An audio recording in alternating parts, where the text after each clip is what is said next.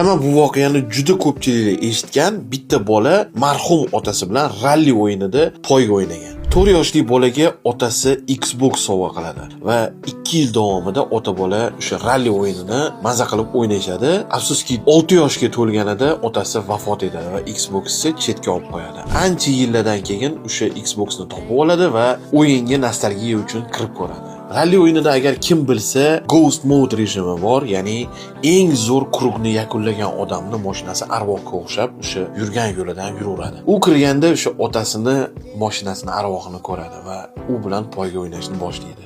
1 krug, 3 krug, 10 krug, oxiri baribir otasini mashinasidan o'tadi va finishga ozgina qolgan paytida to'xtab qoladi va otasini o'sha finishga kirib ketishini poylaydi. Chunki agar o'zi birinchi kirib ketgan bo'lganda, otasining mashinasining arvohi yo'q bo'lgan bo'lardi.